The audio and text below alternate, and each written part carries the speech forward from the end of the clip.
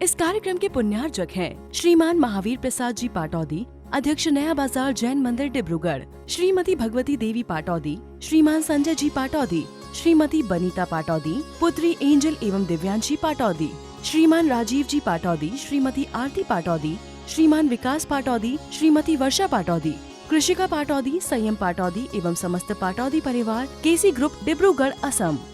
वर्तमान शासन न्यायिक वर्धमान स्वामी के शासन में तीर्थंकर प्रभु की चरण निष्ठा में बैठकर हम सभी जिन देशना का श्रवण कर रहे हैं।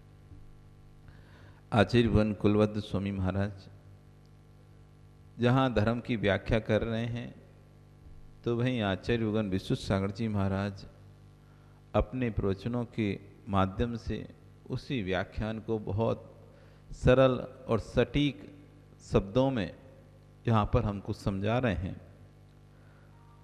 आज आचार्यवन कह रहे हैं, वस्तु स्वतंत्रता पर दृष्टिपात करो, रोना धोना बंद करो, वस्तु स्वतंत्रता पर दृष्टिपात करो। जैसा पुण्य होगा जीव के वैसे परिणाम होंगे।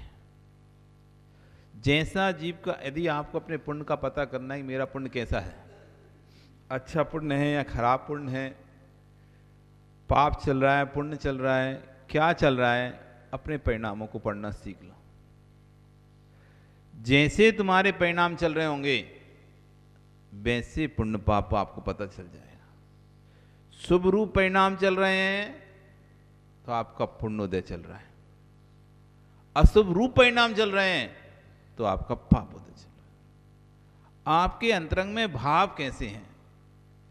यदि आपके अंतरंग में भाव भगवान की भक्ति के हैं, गुरुओं को दान देने के हैं, अभिषेक आदि करने के, संयम नियम पालने के हैं, हर समय लगा रहता है कैसे मैं अपने मोक्ष मार्ग पे आगे बढ़ूं, कैसे मैं मोक्ष मार्ग पे आगे बढ़ूं, अंदर भाव बना रहता है, कोई एक मौका ही मिले तो हम मोक्ष मार्ग में आगे बढ़ जाएं, ऐसा अंदर में भाव बना रहता है, ये आपका पुण्योदय चल रहा है। तब जाके आपके पुण्यभूत परिणाम आपके अंदर जन्म ले रहे हैं। पुण्योदय चल रहा है इसलिए पुण्यभूत परिणाम जन्म ले रहे हैं।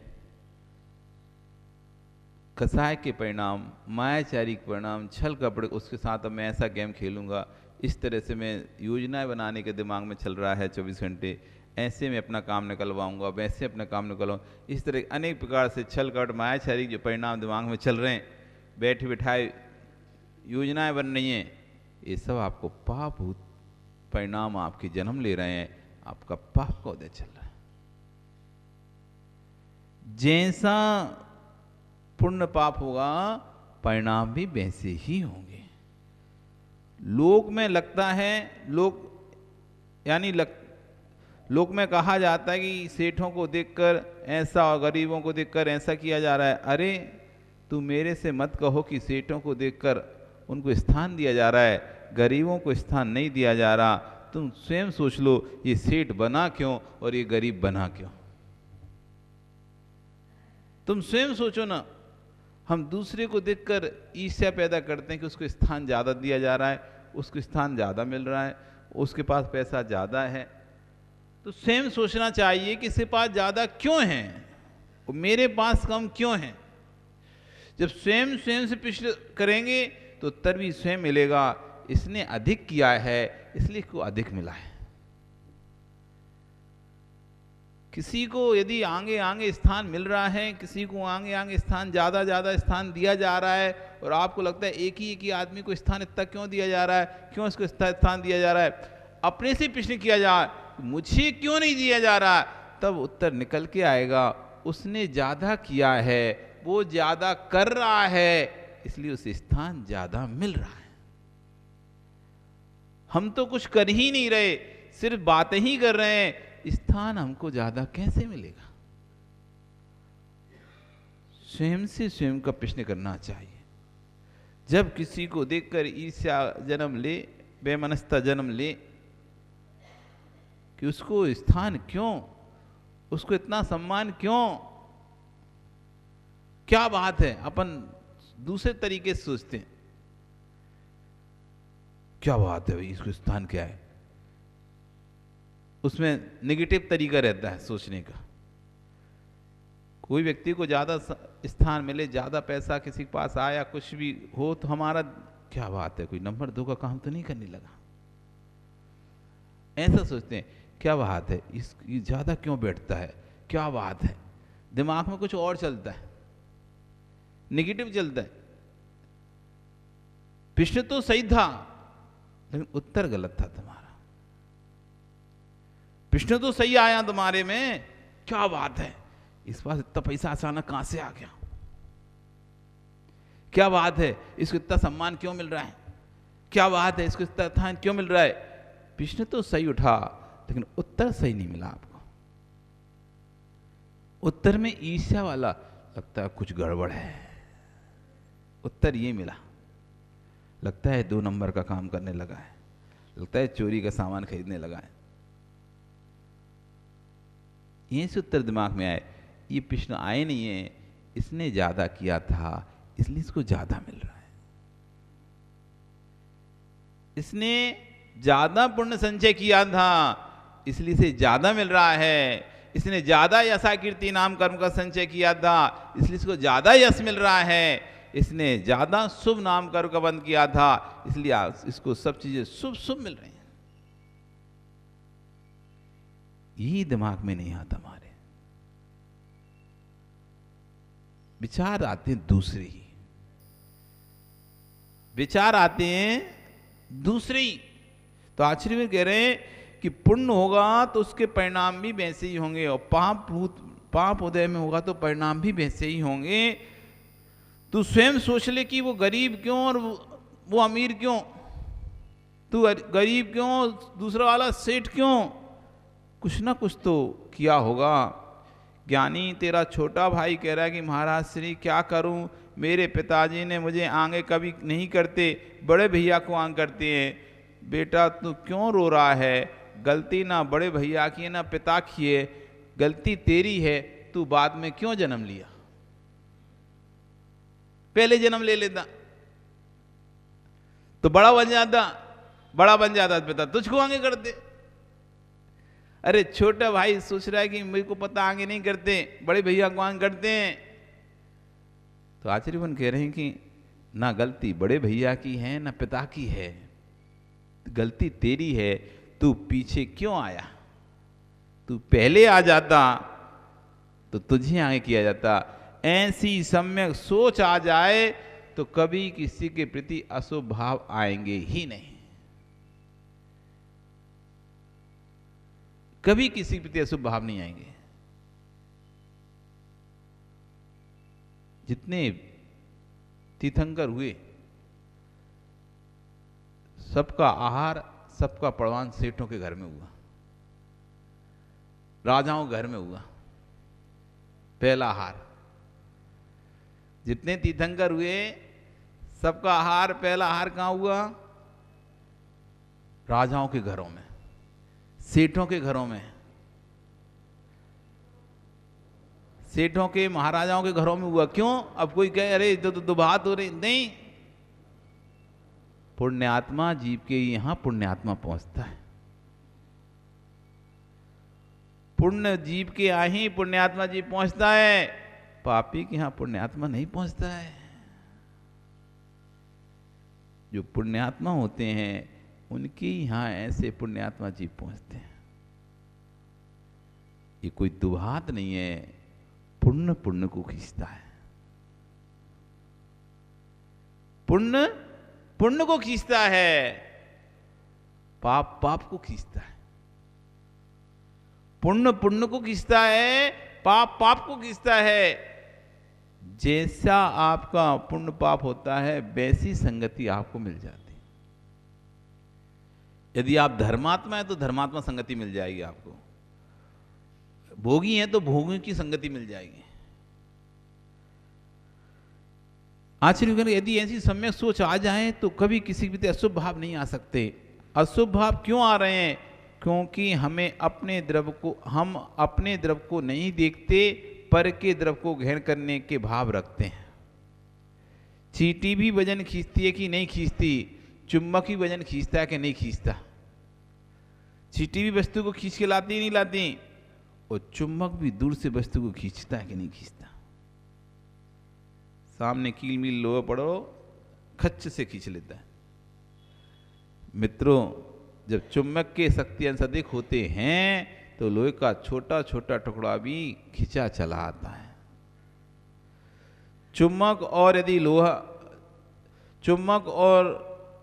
यदि लोहा वजनदार है तो खिंच जाती है चुंबक, यदि लोहा ज्यादा वजनदार है तो चुंबक खिंच जाती है। और चुंबक यदि शक्ति अंश अधिक हैं तो टुकड़ों को लोहे को खींच लेती है। जिसकी शक्ति अंश अधिक होते हैं वो अपनी ओर दूसरे को खींच लेता है।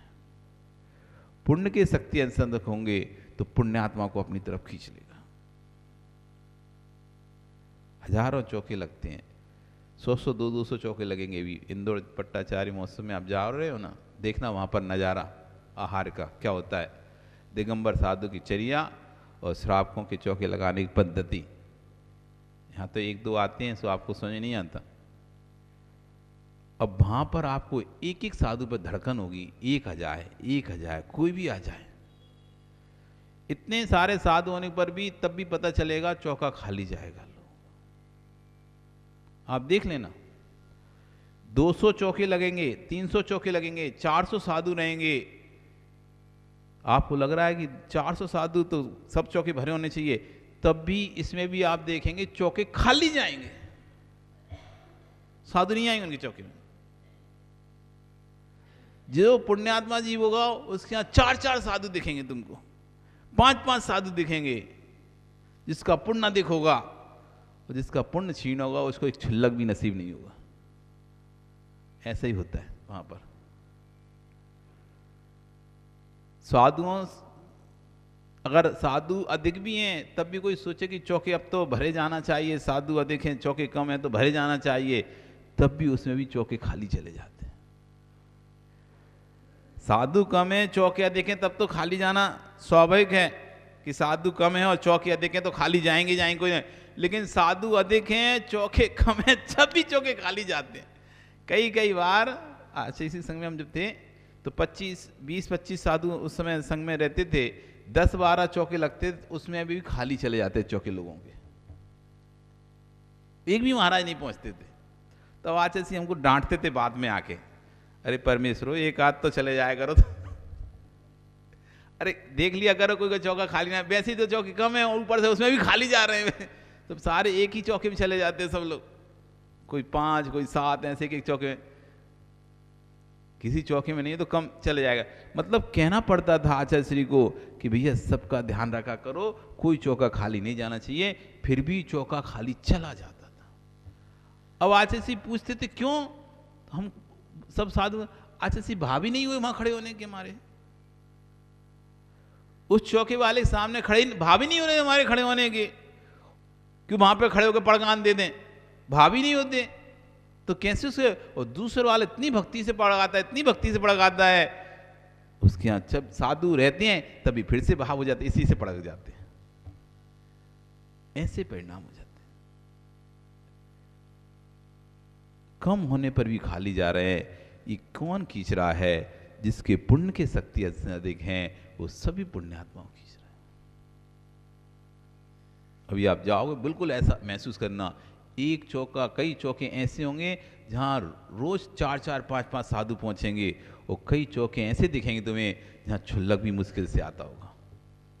बिल्कुल तटस्थ होकर वहां पर देखना, सब अनुभव करना, तब तुमको ये आएगा, लगेगा ये है पुण्य की महिमा कि एक स्थान पर सरक के भी हार करने के लिए तैयार हैं। छोटे से स्थान मिलेंगे उसमें भी चिपक के हार करने के लिए तैयार है, लेकिन दूसरे चौके में नहीं जा रहे, और एक चौका ऐसा है कि पूरा खाली पड़ा हुआ है, कोई पहुंचने को तैयार नहीं है। ये सब अनुभव आपको वहां पर होंगे। जिसकी शक्ति अंश अधिक होते हैं वो अपनी ओर खींच लेता है। लाखों करोड़ों के बीच में एक साधु सबको खींच लेता है। अब देखो साधु की शक्ति अंश अधिक होते हैं, तुम निकल जाओ अच्छा बाजार में, कोई तुम्हें नहीं देखेगा। तुम निकल जाओ बाजार में, कोई तुम्हें देखेगा क्या? कोई नहीं ध्यान दे रहा तुम्हारे ऊपर, मैं एक साधु निकल जाए बाजार में तो हाथ का काम छोड़ देंगे लोग देखने के लिए। हाथ का काम छोड़कर खड़े हो जाते हैं लाइन लगा कर देखने के लिए, और तुम निकलते तो कोई खड़ा नहीं होता देखने के लिए। और जब बिहार चलता है और जब साधु निकलते हैं बाहर बिहार करते हैं तो लोग अपने करा हुआ हाथ का काम रोक देते हैं और खड़े देखने के लिए खड़े हो जाते हैं। ये क्या है? एक साधु का कितना शक्ति अंश अधिक है कि सैकड़ों लोगों को अपनी ओर खींच रहा है। सबका ध्यान उसने अपनी ओर आकर्षित कर लिया। जब साधु की शक्ति अंश अधिक होते हैं तो असाधु भी साधु रूप में बदल जाता है।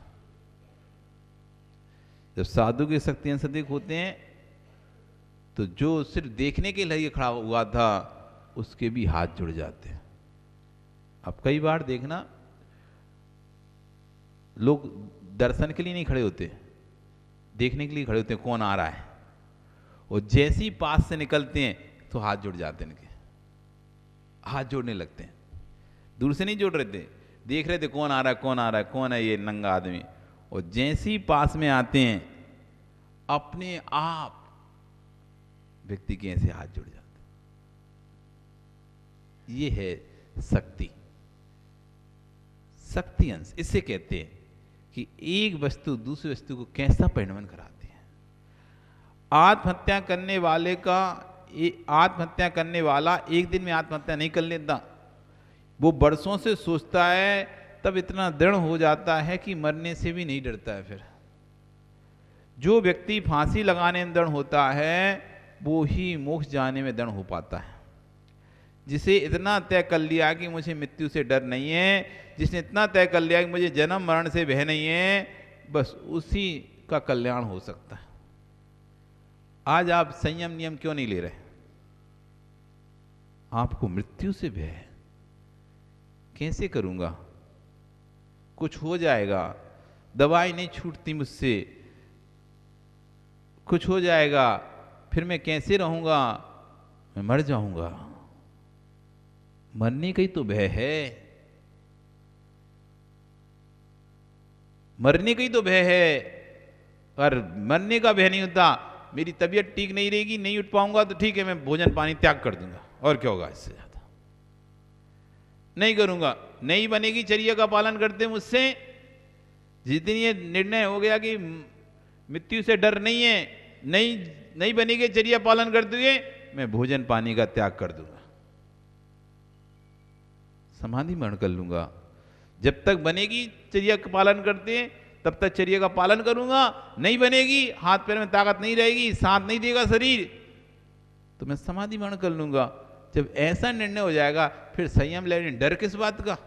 इस कार्यक्रम के पुण्यार्जक थे श्रीमान महावीर प्रसाद जी पाटौदी, अध्यक्ष नया बाजार जैन मंदिर डिब्रूगढ़, श्रीमती भगवती देवी पाटौदी, श्रीमान संजय जी पाटौदी, श्रीमती बनीता पाटौदी, पुत्री एंजल एवं दिव्यांशी पाटौदी, श्रीमान राजीव जी पाटौदी, श्रीमती आरती पाटौदी, श्रीमान विकास पाटौदी, श्रीमती वर्षा पाटौदी, कृषिका पाटौदी, संयम पाटौदी एवं समस्त पाटौदी परिवार, केसी ग्रुप डिब्रूगढ़ असम।